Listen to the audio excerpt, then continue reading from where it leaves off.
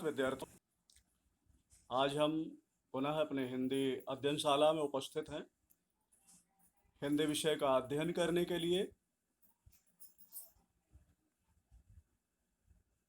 आज पाठ 11 नैसर्गिक सौंदर्य की धरती कर्नाटक पर्यटन लेख पर आधारित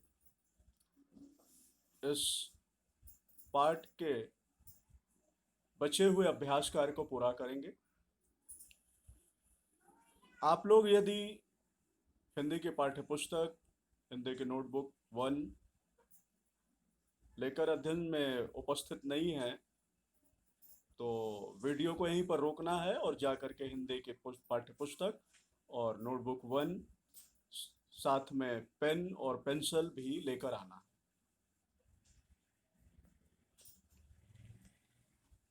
आज हम पाठ 11 नैसर्गिक सौंदर्य की धरती पाठ से बहुप्रतिभा सिद्धांत प्रश्नों के उत्तरों को समझेंगे, लिखेंगे। इसलिए आप लोगों के पास पेंसिल का होना आवश्यक है, क्योंकि जिन प्रश्नों का उत्तर हम लिखेंगे उन्हें पुस्तक पर ही लिखेंगे और पुस्तक में पेंसिल से ही लिखना है। आप लोगों ने बहुप्रतिभा सिद्धांत प्रश्नों में नंबर लिख लिया होगा। यदि नहीं लिखे हैं तो वीडियो को फिर से यहाँ पर रोकें और सभी प्रश्नों के सामने उनका प्रश्न संख्या लिख लें। ठीक है, अभी आप देख रहे हैं यहाँ पर पहला प्रश्न, कर्नाटक राज्य को मानचित्र में दर्शाइए। आप एटलस में भारत का मानचित्र देखिए और वहाँ पर कर्नाटक राज्य के स्थिति को देखिए। इतना ही करना है। तो यहाँ पर इस प्रश्न को नहीं करना है, आप यहाँ इस प्रश्न के लिए कट का निशान लगा सकते हैं। दूसरा प्रश्न है, 10वीं शताब्दी अर्थात कितने वर्ष पूर्व?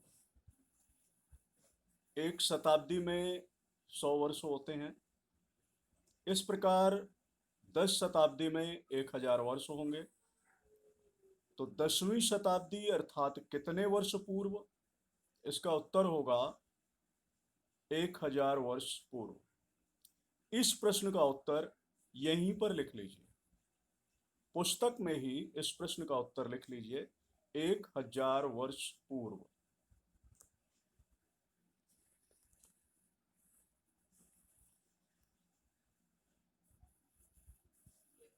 अगला प्रश्न है, विलोम शब्द बताइए।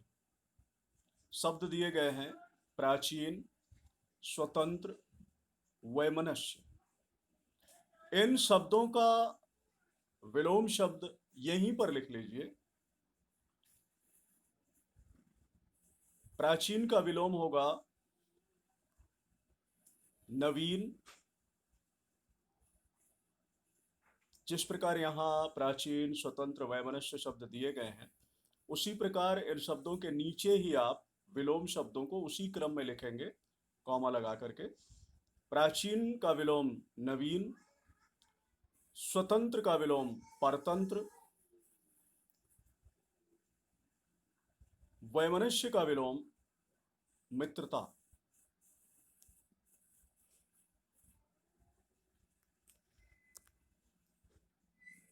अगला प्रश्न है प्रश्न संख्या 4, प्राचीन काल में भारत देश में राजतंत्र था या लोकतंत्र? इस प्रश्न का उत्तर भी यहीं पर लिख लें। प्राचीन काल में भारत देश में राजतंत्र था। एक शब्द में ही उत्तर लिख लीजिए, राजतंत्र। एक शब्द में ही उत्तर लिख लें, राजतंत्र। पूरे वाक्य में उत्तर होगा, प्राचीन काल में भारत देश में राजतंत्र था।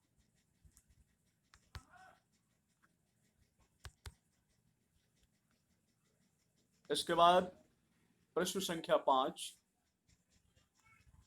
महाभारत व रामायण काल के बारे में बताइए।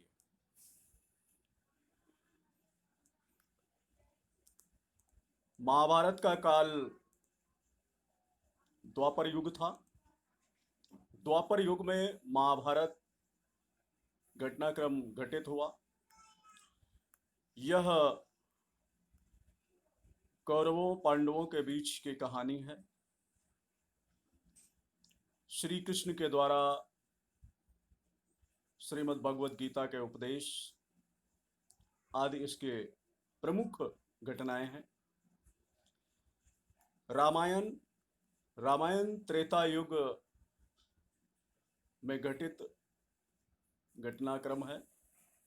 रामायण में श्री राम के जीवन की घटनाओं का वर्णन है।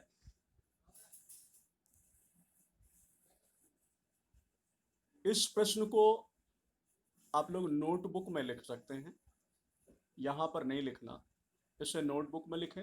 महाभारत द्वापर युग की घटना है, द्वापर युग में घटित कहानी है। इसमें कौरव और पांडवों के जीवन की कहानी का वर्णन है। रामायण त्रेता युग में घटित कहानी है। इसमें श्री राम के जीवन काल के संपूर्ण कहानी का वर्णन है। इसे नोटबुक में लिखना है। अगला प्रश्न है, जैन धर्म के बारे में बताइए। जैन धर्म को श्रवणों यानी बौद्ध भिक्षुओं का धर्म कहा जाता है। वेदों में भी प्रथम तीर्थंकर ऋषभनाथ का उल्लेख मिलता है। जैन धर्म के 22वें तीर्थंकर अरिष्ट नेमिनाथ भगवान श्री कृष्ण के चचेरे भाई थे, ऐसा कहा जाता है। 599 ईस्वी पूर्व में अंतिम तीर्थंकर भगवान महावीर ने इसे सुव्यवस्थित रूप दिया था। यानी 599 ईस्वी पूर्व जो अंतिम तीर्थंकर भगवान महावीर थे, उन्होंने इस धर्म को सुव्यवस्थित रूप दिया। इस प्रश्न का उत्तर आपको कहीं नहीं लिखना है, तो इसे केवल मौखिक ही रखना है। आप यहां इस प्रश्न के नीचे कोष्ठक में मौखिक लिख दीजिए। अगला प्रश्न है, प्राण फूकना। मुहावरे का प्रयोग करते हुए वाक्य बनाइए। प्राण फूकना का अर्थ होता है जागृत करना, चैतन्य अवस्था में लाना। वाक्य प्रयोग बनेगा, महात्मा गांधी के भाषण ने सोए भारतीयों में प्राण फूंक दिए। महात्मा गांधी के भाषण ने सोए भारतीयों में प्राण फूंक दिए। इस प्रश्न का उत्तर आप लोग नोटबुक में लिखें। मुहावरा, मुहावरे का अर्थ और वाक्य प्रयोग, तीनों चीज लिखना है, नोटबुक में लिखा जाएगा। अगला प्रश्न है, रेफ और पदेन। रा का संयोजन होता है रेफ और पदेन, तो इसके तीन तीन शब्द पाठ से चुनकर लिखना है।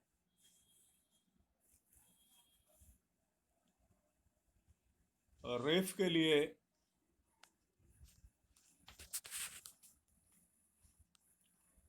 शब्द है धार्मिक, पूर्ण, आर्य। धार्मिक, पूर्ण, आर्य। पदेन के लिए शब्द हैं श्रेष्ठ, प्राण, सम्मिश्रण, प्रश्न, प्रेम आदि। इस प्रश्न का उत्तर आपको कहीं नहीं लिखना है,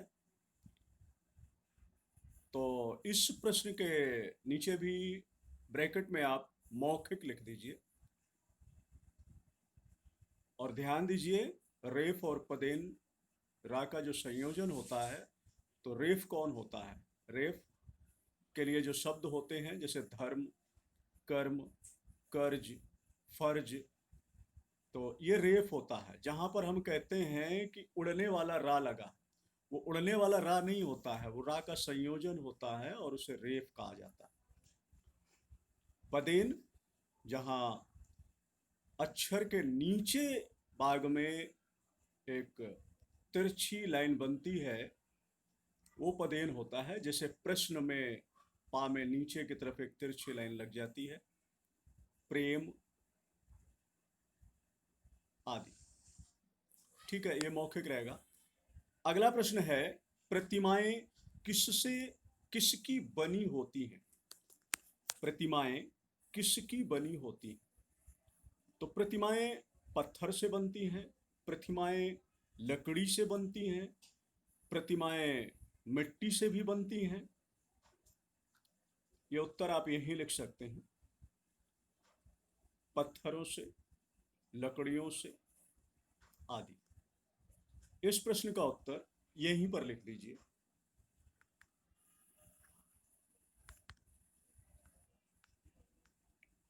अब हम लोग आगे बढ़ते हैं अपने 10वें प्रश्न की तरफ। 10वां प्रश्न है, चंदन का दैनिक जीवन में क्या उपयोग है? चंदन, अभी पाठांक में बताया गया था कि चंदन अपने सुगंध और औषधीय गुणों के लिए जाना जाता है। अब यहां पूछा जा रहा है दैनिक जीवन में इसका क्या उपयोग है। तो दैनिक जीवन में चंदन की लकड़ी को पत्थर पे घिस करके उसका जो लेप तैयार होता है उसे हम लोग मस्तक पे लगाते हैं। तो इस क्रिया को पूजा में श्रेष्ठ स्थान प्राप्त है। पूजा में बिना चंदन के पूजा अधूरी मानी जाती है। और यह मस्तक पे चंदन का लेप करना एक प्रकार से सर दर्द की समस्या से छुटकारा पाने जैसा होता है, क्योंकि यह शीतल भी होता है, सुगंधित भी होता है। तो मस्तक पर लगाने से यह सिर को शीतलता प्रदान करता है। चंदन से आजकल विभिन्न प्रकार के श्रृंगार की वस्तुएं बनती हैं। चंदन से धूप बत्ती, अगरबत्ती भी बनती है, उसका भी प्रयोग होता है आदि। इस प्रश्न का उत्तर मौखिक रखें या प्रश्न के नीचे मौखिक लिख सकते हैं। पशुओं को अपने लाभ के लिए मारना कहां तक उचित है? पशुओं को अपने लाभ के लिए मारना बिल्कुल भी उचित नहीं है। अपने लाभ के लिए किसी को कष्ट देना, किसी के जीवन को संकट में डाल देना, ये कहीं से भी उचित कार्य नहीं है। अतः यहाँ पर जो प्रश्न है, पशुओं को अपने लाभ के लिए मारना कहाँ तक उचित है, इसका एक शब्द में उत्तर लिख सकते हैं, बिल्कुल भी उचित नहीं है। यहीं पर उत्तर लिख लीजिए, बिल्कुल भी उचित नहीं है। अगला प्रश्न है, बांध क्यों बनाए जाते हैं? इस प्रश्न का उत्तर नोटबुक में लिखिएगा। जल संचय करने के लिए, जल का संग्रह करने के लिए नदियों पर बांध बनाए जाते हैं। बांधों के माध्यम से बिजली बनाई जाती है और बांध में जो जल संग्रह किया जाता है उससे नहरें बनाई जाती हैं और उन नहरों के माध्यम से कृषि कार्य हेतु जल को दूर दूर तक पहुंचाया जाता है। इस प्रकार बांध बहुत ही उपयोगी होते हैं।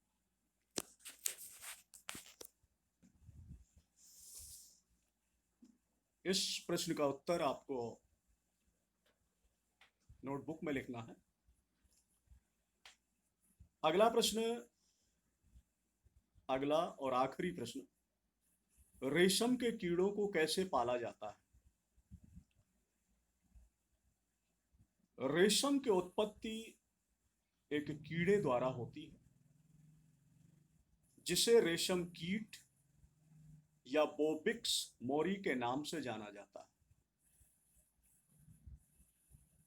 रेशम कीट या बोबिक्स मोरी के नाम से जाना जाता है। यह कीड़ा केवल शहतूत के पेड़ पर ही पाया जाता है। यह कीड़ा केवल शहतूत के पेड़ पर ही पाया जाता है। यह कीड़ा केवल 3-4 दिन ही जीवित रहता है। 3 या 4 दिन में ही इसकी जीवन लीला समाप्त हो जाती है। इसी अवधि में, इसी 3-4 दिन की अवधि में ही यह कीड़ा अपने चारों ओर अपनी लार से एक आवरण तैयार कर लेता है, एक खोल जैसी संरचना बना लेता है जिसे कोकून कहा जाता है। और यह लार या यह कोकून हवा के संपर्क में आने पर ये जो लार होती है ये धागे के रूप में सूख जाती है और यही सूखी हुई लार रेशमी धागा के रूप में, रेशमी धागे के रूप में हमें प्राप्त होता है। इस प्रकार हम रेशम के कीड़ों से रेशम प्राप्त करते हैं। एक कीट लगभग 1000 मीटर रेशमी धागा प्रदान कर सकता। एक कीड़े से हमें लगभग 1000 मीटर रेशमी धागा प्राप्त हो सकता। ठीक है, इस प्रश्न का उत्तर भी आपको हिंदी नोटबुक 1 में लिखना है। ये थे आपके बहुप्रतिभा सिद्धांत प्रश्नों के उत्तर।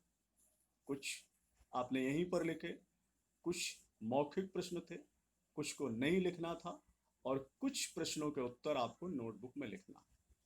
तो नोटबुक में जो जिन प्रश्नों को लिखना है वो आपको होमवर्क में उसे पूरा करना है।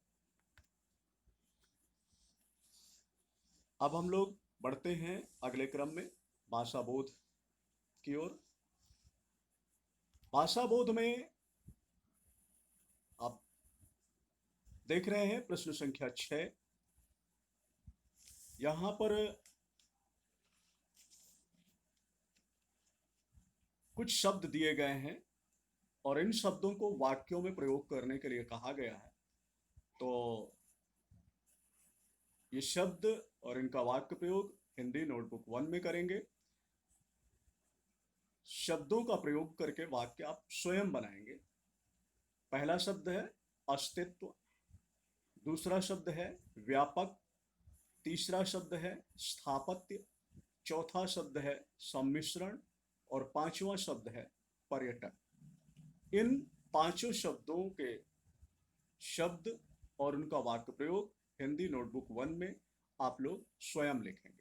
अपने शब्दों में वाक्य बनाइए। अगला प्रश्न है 7वां प्रश्न। 2-2 पर्यायवाची शब्द लिखिए। यहाँ का से घातक शब्द दिए गए हैं और उन सभी शब्दों के 2-2 पर्यायवाची शब्द लिखने के लिए कहा गया है। का नंबर शब्द है पहाड़। पहाड़ के 2 पर्यायवाची हमें लिखने हैं।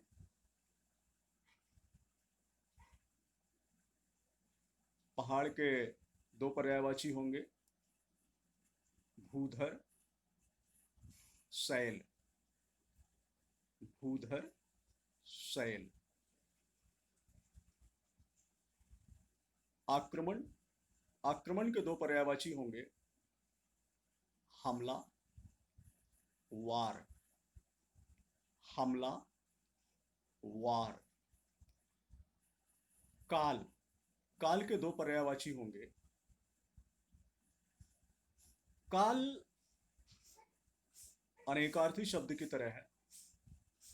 काल का एक अर्थ होता है मृत्यु और दूसरा अर्थ होता है समय। तो समय के लिए बता रहा हूं पहले। तो काल के 2 पर्यायवाची में समय वक्त, समय, वक्त। घ नंबर प्रश्न है, घ नंबर में शब्द दिया है भवन। भवन के दो पर्यायवाची बताने हैं। तो भवन के पर्यायवाची होंगे गृह, सदन। गृह, सदन।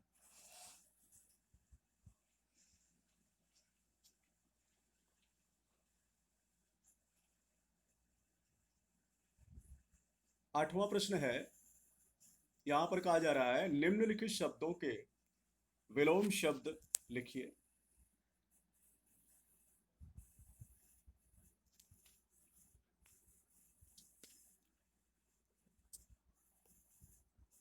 पहला शब्द है, का नंबर शब्द है पर्याप्त। इसका विलोम होगा अपर्याप्त। अपर्याप्त।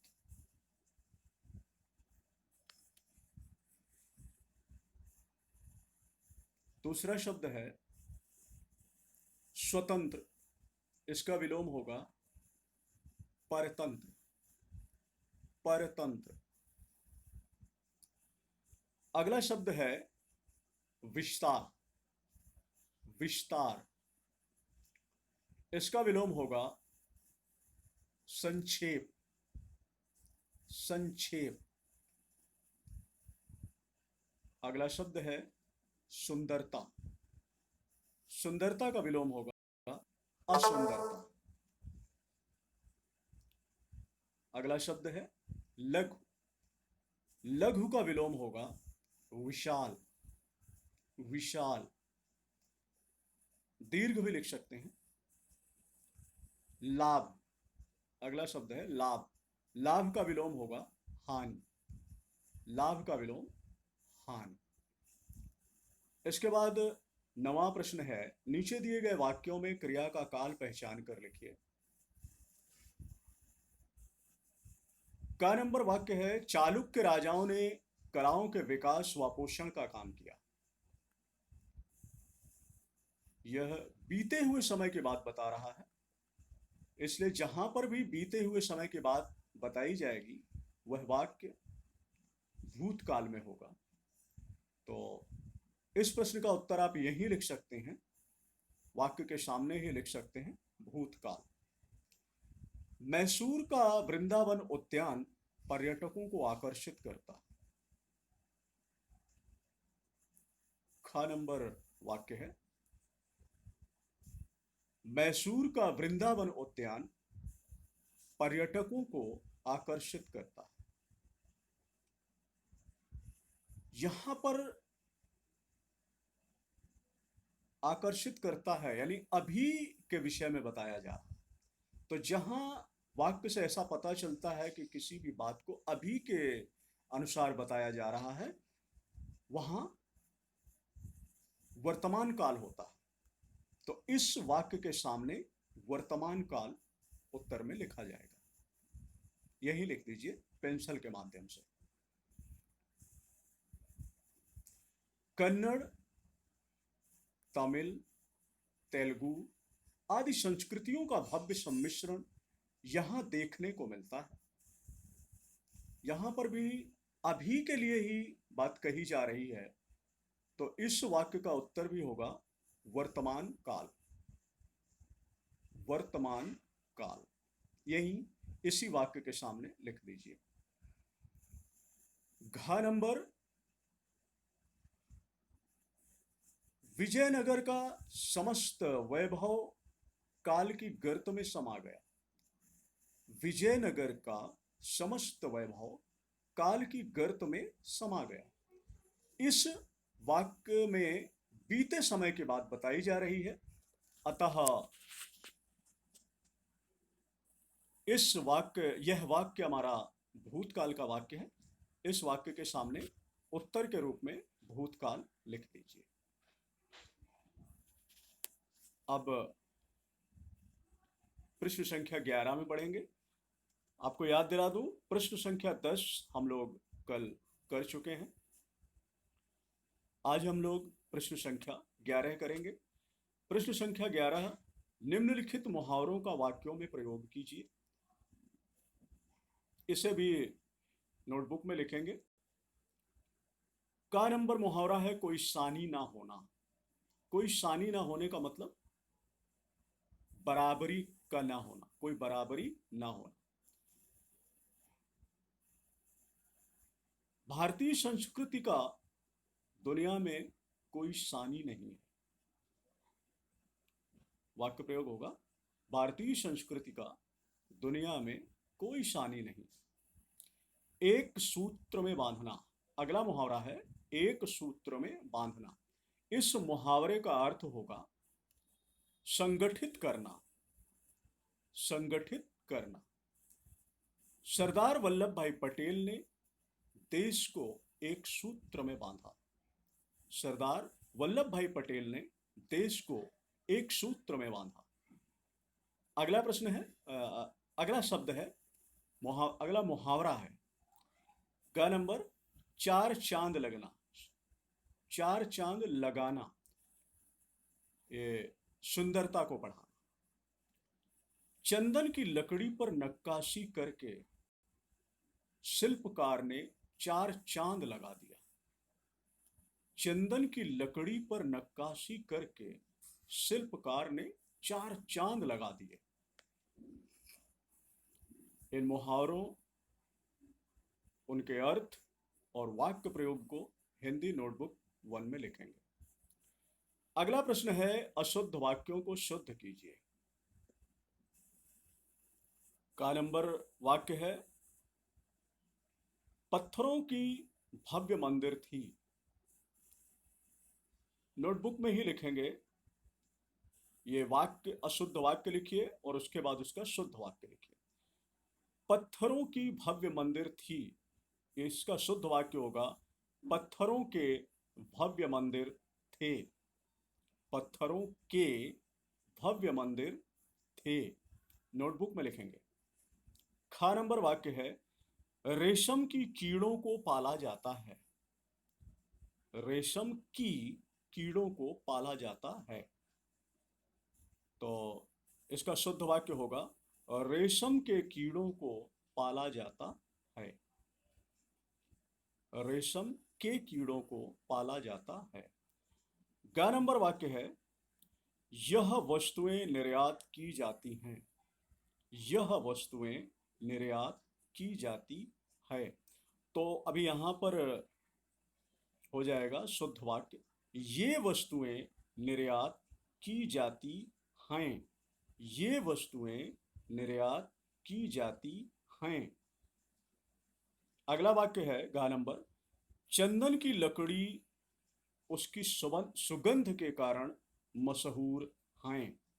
चंदन की लकड़ी उसकी सुगंध के कारण मशहूर हैं। वाक्य को शुद्ध करेंगे, चंदन की लकड़ी अपनी सुगंध के कारण मशहूर है। चंदन की लकड़ी अपनी सुगंध के कारण मशहूर है। ठीक है। इसके बाद प्रश्न संख्या 13, निम्नलिखित अपठित गद्यांश को ध्यानपूर्वक पढ़कर और पूछे गए प्रश्नों के उत्तर लिखिए। गद्यांश है पंडित अलोपीदीन इस इलाके के प्रतिष्ठित जमींदार थे। लाखों रुपए का लेन देन करते थे। इधर छोटे बड़े कौन ऐसे थे जो उनके ऋणी ना हो। व्यापार भी लंबा चौड़ा था। बड़े चलते पुर्जे आदमी थे। अंग्रेज अफसर उनके इलाके में शिकार खेलने आते और उनके मेहमान होते।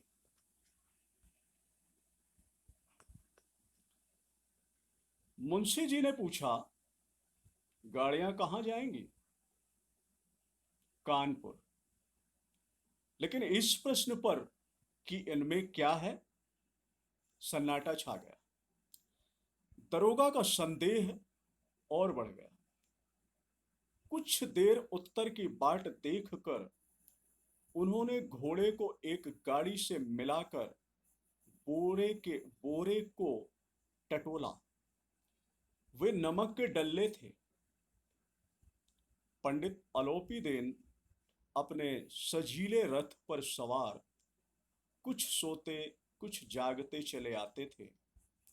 अचानक कई गाड़ीवानों ने आकर बताया, महाराज, दारोगा जी ने गाड़ियां रोक ली हैं और घाट पर खड़े आपको बुलाते हैं।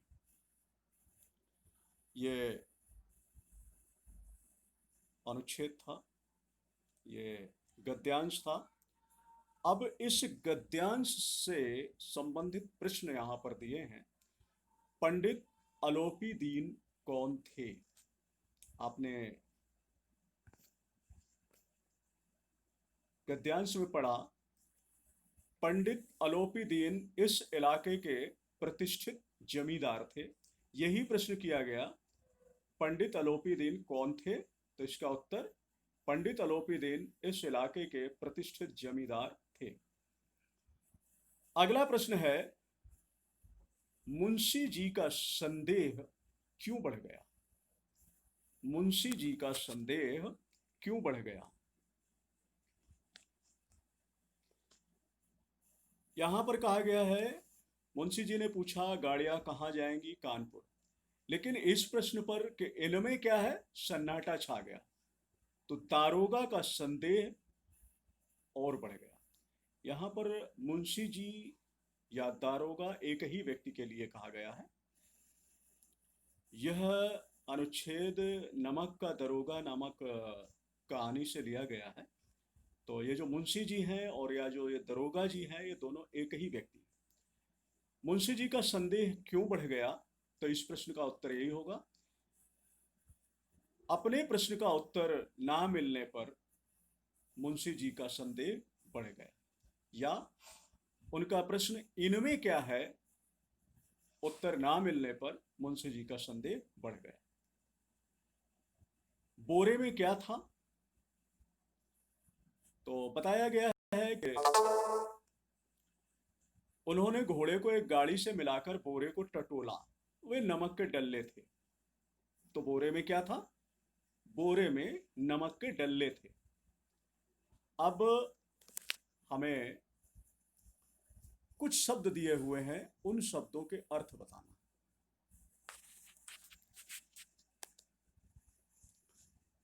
पहला शब्द है ऋणी।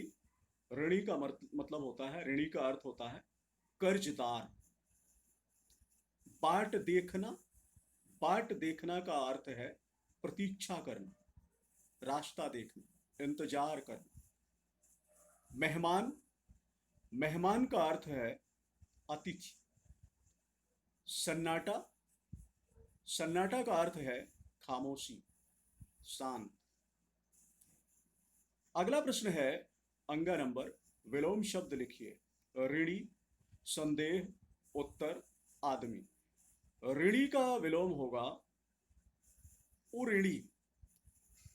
उऋणी। संदेह का विलोम होगा निःसंदेह। निःसंदेह।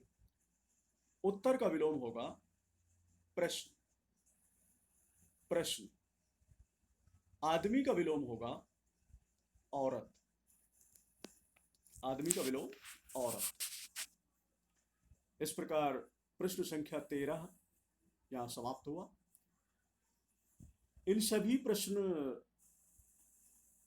13 नंबर प्रश्न में ये जो का से अंगा तक प्रश्न दिए गए हैं, इन सभी प्रश्नों को और इनके उत्तरों को हिंदी नोटबुक 1 में लिखना है।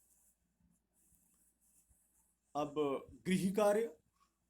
गृह कार्य में आप लोगों को भाषा बोध से प्रश्न संख्या 6, 7, 8, 9, 11, 12 व 13 को हिंदी नोटबुक 1 में करना है। अभी आप लोगों ने प्रश्न संख्या 9 आप लोगों ने जहां पर वाक्यों का काल बताना था, उसे आप लोगों ने यही पुस्तक में ही कर लिया है। तो अभी इसको दोबारा आपको नोटबुक में नहीं करना। इसके साथ ही आज का अध्ययन समाप्त होता है। धन्यवाद।